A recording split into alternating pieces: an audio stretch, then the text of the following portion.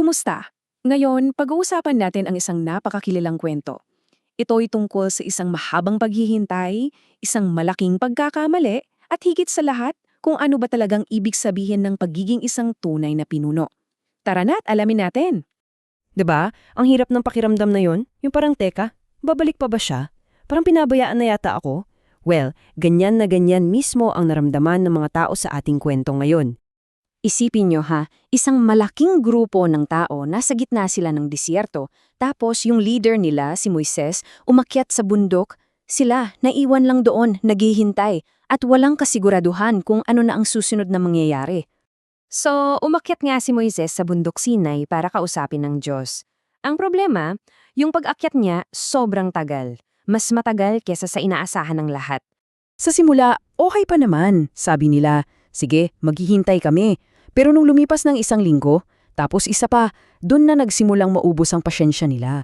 Pumasok na yung takot, yung kaba, at nakalimutan na nila yung pangako nilang magiging masunurin sila. Nagsimula ng manghina ang pananampalataya nila. At dito na nagsimula ang malaking gulo. Dahil sa takot, alam niyo kung anong ginawa nila? Bumalik sila sa mga lumang gawi nila sa Ehipto. Kasi doon, sanay sila sa mga Diyos na nakikita, yung mga rebulto, tulad ng baka. Gusto nila ng isang bagay na nasa harap nila, nahahawakan. Dito papasok sa esena si Aaron, ang kapatid ni Moises. Siya yung pansamantalang naiwang mamuno at yung pressure sa kanya mula sa mga tao sobrang tindi. At ang nakakalungkot, dito natin makikita kung paano nabigo si Aaron bilang isang leader. Imbes na manindigan para sa tama, natakot siya sa mga tao. Sinubukan pang daanan sa isang paraan na baka sakaling umatras sila, pero hindi, binigay nila agad yung ginto. Kaya ayun, sinunod niya ang maling gusto nila kasi mas inisip niya ang sariling kaligtasan kesa sa utos ng Diyos.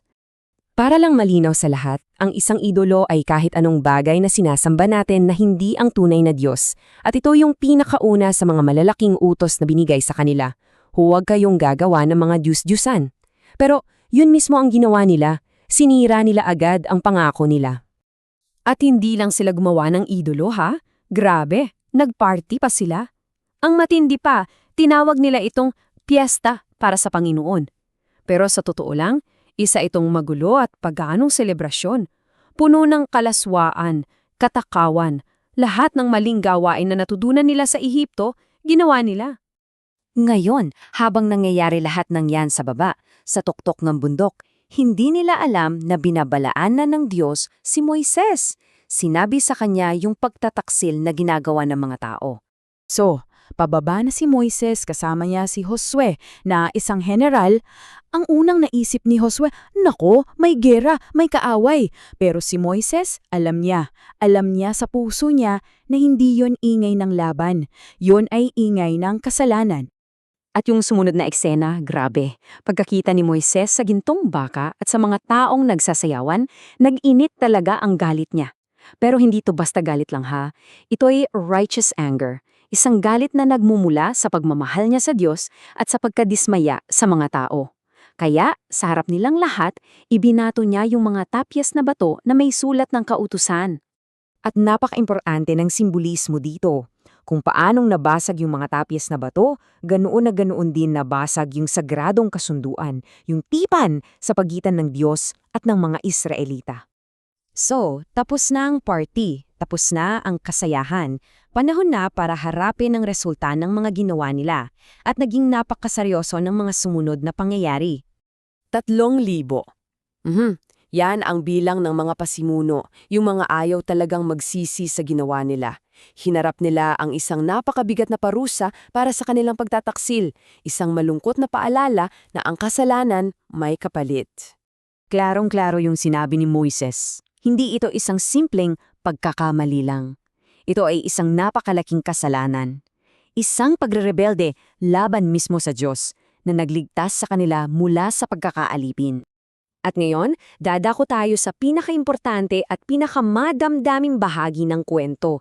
Dito, makikita natin kung ano ang ginagawa ng isang tunay na lider sa gitna ng isang matinding krisis. Sobrang tindi ng galit ng Diyos. As in, handa na niyang lipulin ang buong bansa dahil sa ginawa nila. Parang wala ng pag-asa para sa kanila. At ito yung nakakamangha. Imbis na isalba ang sarili niya, inilahad ni Moises ang sarili niyang kaligtasan para sa mga tao. Sabi niya sa Diyos, Panginoon, patawarin mo sila, kung hindi, ako na lang, burahin mo na lang ako sa iyong aklat. Grabe, ganyan ang puso ng isang tunay na pastol. At dahil sa panalangin yon, dahil sa walang halong pag-iimbot na pakiusap ni Moises, pinatawad ng Diyos ang mga tao. Pinapakita nito yung kapangyarihan ng isang pinuno na tunay na nagmamahal at nagmamalasakit sa kanyang mga nasasakupan. So, tingnan natin yung malinaw na pangkakaiba. Si Aaron, naging leader na sumusunod lang sa gusto ng tao dahil sa takot. Si Moises naman, isang leader na totoong namumuno ayon sa tama, kahit mahirap. Ito yung central na aral. May mga leader na follower lang at may mga leader na totoong leader.